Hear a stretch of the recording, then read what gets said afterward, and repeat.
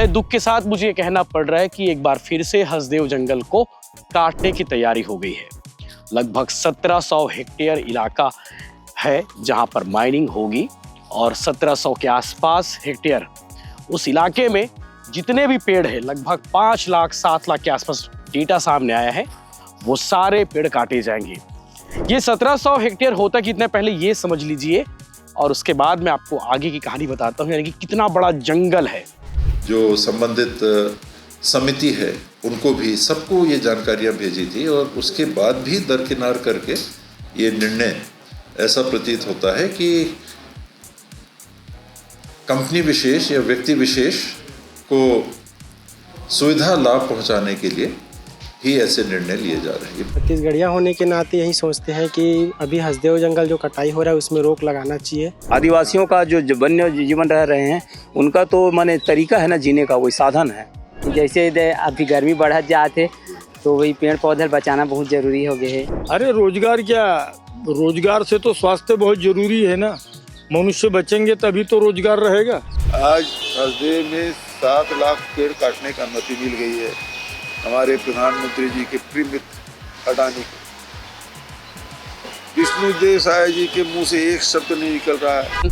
Mines क्या है, जहां से कोयला निकाला जाएगा और उस कोयले को निकालकर राजस्थान सरकार को भेजा जाएगा ताकि वहां रोशन हो सके, भली छत्तीसगढ़ में बिजली कटौती होती रहे।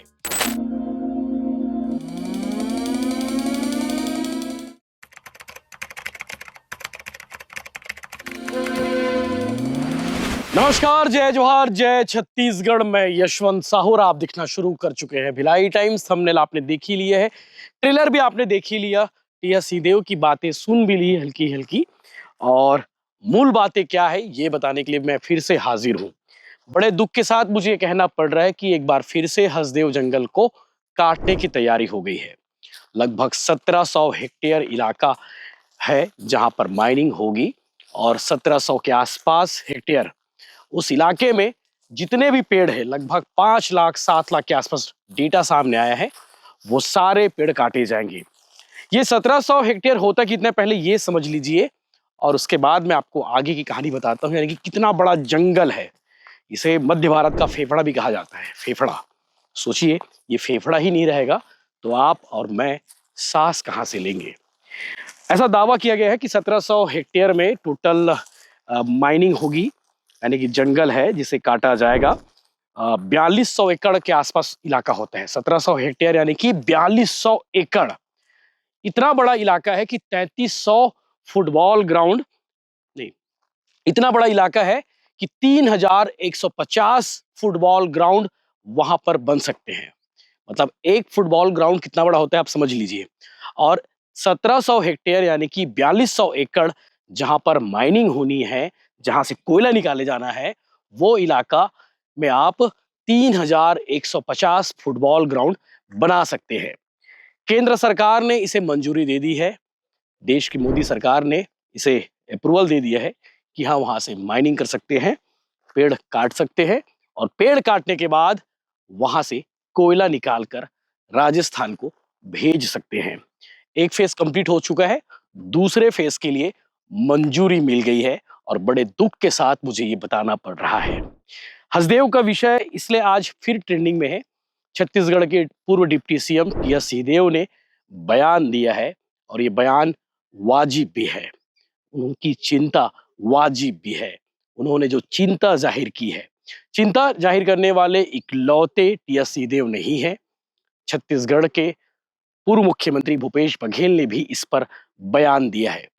अब ये कहेंगे कि भैया भाजपा हो या कांग्रेस, दोनों सरकारों ने पेड़ काटने का काम किया, लेकिन कांग्रेस की सरकार के समय में उस हसदेव जंगल को काटने को लेकर विधानसभा में एक संकल्प पारित हुआ था कि उसकी कटाई नहीं की जाएगी, वहां पर माइनिंग नहीं होगी। ये संकल्प भेजा गया केंद्र सरकार को, पर्यावरण विभाग को, लेकिन कुछ नहीं हुआ। कटने की पूरी तैयारी हो गई है। तो डेटा के साथ मैं आपको ये रिपोर्ट बताने वाला हूं कि वहां पर होने क्या वाला है। ये केते एक्सटेंशन माइंस क्या है, जहां से कोयला निकाला जाएगा और उस कोयले को निकालकर राजस्थान सरकार को भेजा जाएगा ताकि वहां रोशन हो सके, भली छत्तीसगढ़ में बिजली कटौती होते रहे।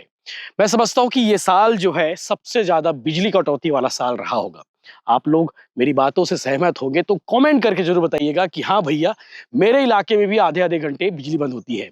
जब भी मैं बिजली की रिपोर्ट बनाता हूं उसमें सबसे ज्यादा कमेंट लोग यही करते हैं कि लोग परेशान हैं बिजली कटौती से। अब सवाल यही है कि छत्तीसगढ़ में बिजली पर्याप्त नहीं मिल पा रही है तो कोयला हम बाहर क्यों भेज रहे हैं, और वो भी हमारे जंगल काटने से। राजस्थान को आप रोशन कर रहे हो। जंगल सिर्फ छत्तीसगढ़ का नहीं कट रहा है, जंगल देश का कट रहा है, इस ब्रह्मांड का कट रहा है, इस पृथ्वी का कट रहा है। तो आज केते एक्सटेंशन माइंस के बारे में बात करते हैं और आगे आप सुनेंगे छत्तीसगढ़ के पूर्व डिप्टी सीएम टीएस सिंहदेव को। लेकिन उससे पहले एक डेटा मैं आपको बता देता हूं कि आखिर ये पूरा मसला क्या है। ये टोटल मसला जो है सबसे बड़े पर्यावरण विवादों में से एक ये है, और मध्य भारत के फेफड़ों कहे जाने वाले जंगल को कोयला खदान से जुड़ा हुआ है। 1,70,000 हेक्टेयर में ये टोटल फैला हुआ है। ये दिल्ली से भी बड़ा है, इतना बड़ा इलाका है कि दिल्ली से भी बड़ा हसदेव अरण्य जंगल है। दिल्ली जितना है उससे कहीं ज्यादा बड़ा वो हसदेव अरण्य जंगल है। और घने जंगल में हाथी है, तेंदुआ है, स्लॉट है, भालू है, 82 तरह के पक्षी है और 167 वनस्पति प्रजातियां वहां पर पाई जाती है। और पानी के स्रोत की बात करें तो हसदेव नदी और बांगो नदी का ये जल ग्रहण क्षेत्र है। और क्षेत्र उस इलाके में रहने वाले लोगों की बात करें तो गोड़ ओराव जैसी 10,000 ज्यादा आदिवासी आबादी के घर हैं। जंगल और जीवन उनका वही काम है।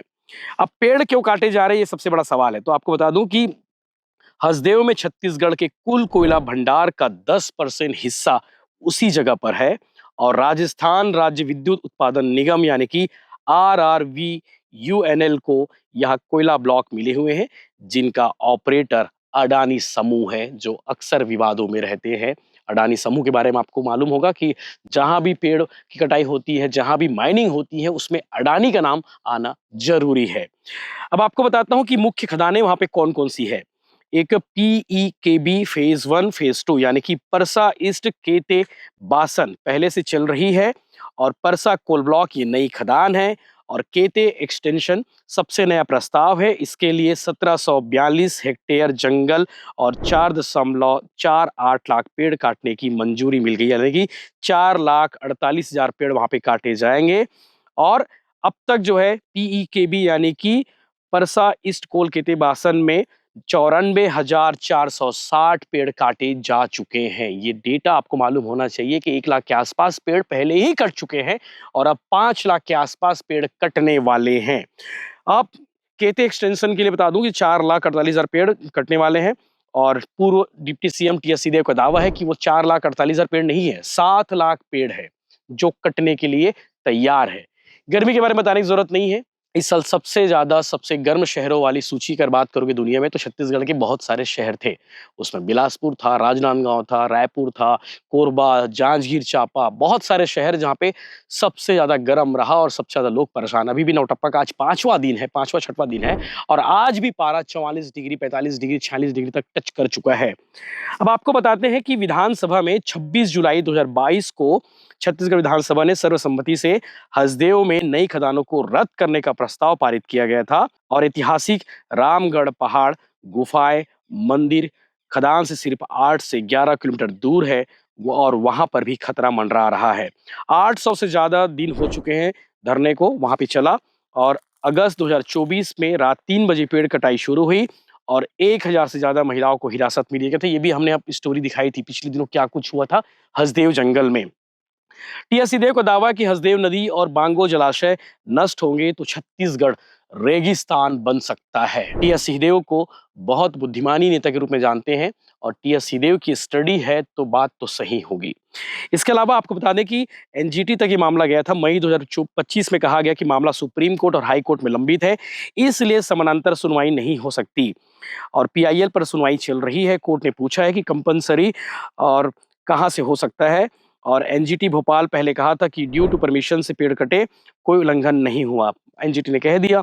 और सरकारों का जो पक्ष है कि राजस्थान के 4340 मेगावाट थर्मल प्लांट को कोयला चाहिए जो छत्तीसगढ़ से दिया जा रहा है। तो ये मामला आज का नहीं है, काफी पहले से है। और बताना जरूरी था आपको, डेटा के साथ में आपको नॉलेज फैक्ट होना चाहिए कि पहले 1 लाख से ज्यादा पेड़ काटे गए और अब 5 से 7 लाख पेड़ काटे जाएंगे। लगभग 4200 एकड़ इलाके के लिए केंद्र सरकार से मंजूरी मिल गई है। बहुत सारे पेड़ कटेंगे और उसके बाद वहां से माइनिंग की जाएगी। छत्तीसगढ़ के पूर्व मुख्यमंत्री भूपेश बघेल ने इस विषय को लेकर क्या कुछ कहा है वो भी आप आगे सुनेंगे। साथ ही साथ डिप्टी सीएम ने इस बारे में क्या कहा है वो भी आप सुनेंगे। जब सरकार के मंत्रियों से मिलेंगे, सरकार से मिलेंगे, तो हम इस पर पूछेंगे कि हसदेव जंगल को फिर से काटने की मंजूरी केंद्र सरकार ने क्यों दे दी।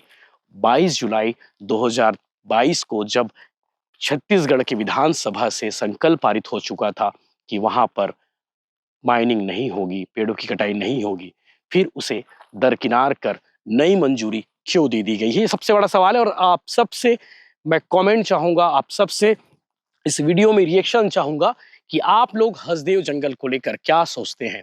विचार जरूर रखिएगा, कोशिश होगी वहां जाकर हम ग्राउंड रिपोर्ट भी करें। जय हिंद। दुर्भाग्यजनक है, हम सब ने जो व्यवस्थाएं पुनः संविधान के तहत हैं, नियमों और कानूनों के तहत हैं, उनके अंतर्गत पहल की थी। विधानसभा में सर्वदलीय सर्वसम्मत प्रस्ताव पारित हुआ था कि इसमें आगे अब यहाँ पर खदानें ना खोली जाए, हसदेव अरण्य क्षेत्र की पर्यावरण के संतुलन को बनाए रखने के लिए और अपरिवर्तनीय जो प्रकृति के ऊपर वार होगा उसको रोकने के लिए सबने एक मत से पारित किया था।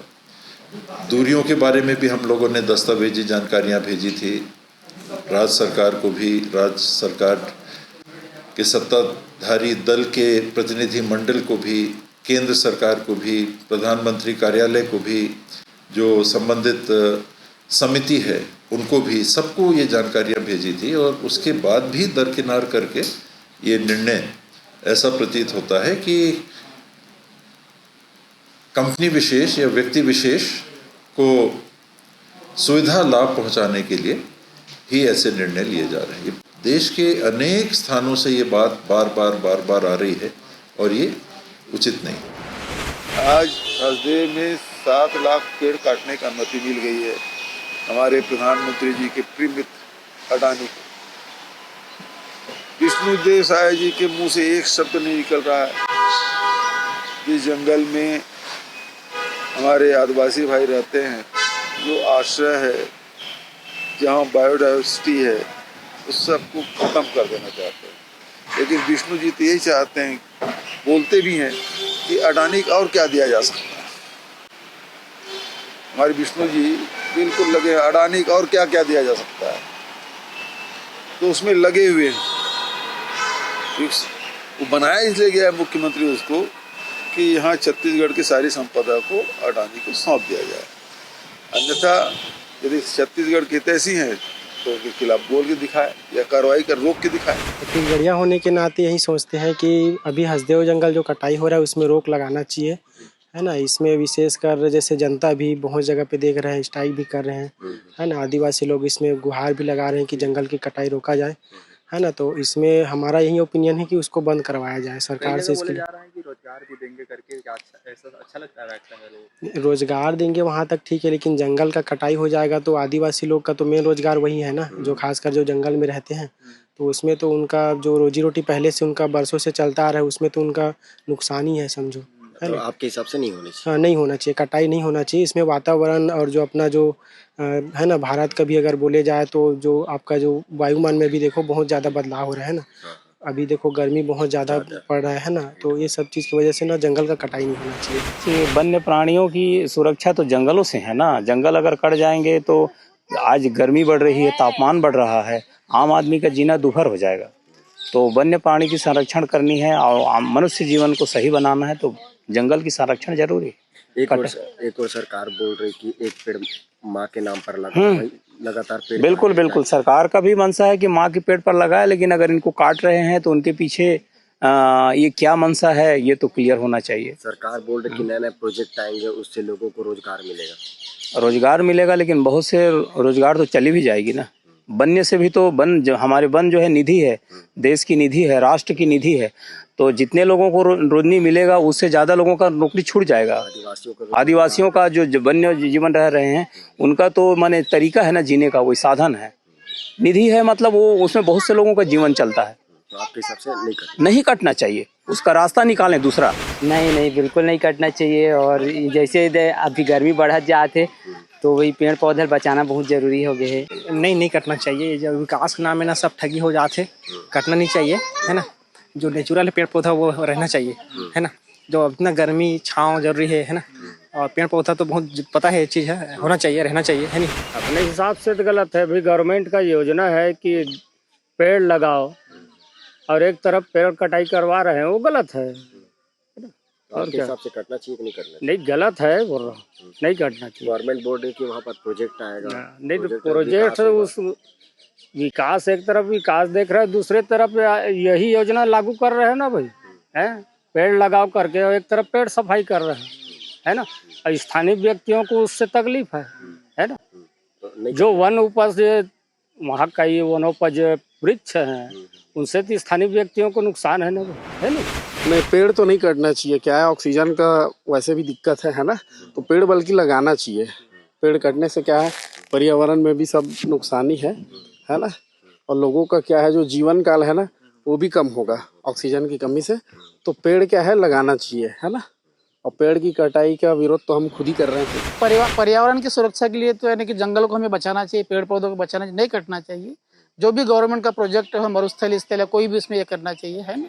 पर्यावरण रहेगा तो वर्षा होगी और जल संरक्षण बढ़ेगा, तो है ना। सरकार बोल रही है कि प्रोजेक्ट आएगा तो तो वहाँ का विकास गवर्नमेंट प्रोजेक्ट अलग लगाए ना, फिर जंगलों को काटे। नहीं, ये कटाई हो रही है, ये बिल्कुल अनुचित है ना, उचित नहीं है। पर्यावरण की दृष्टि से ये जो है वृक्षों की रक्षा करना तो ये अपना दायित्व बनता है ना, है क्या नहीं।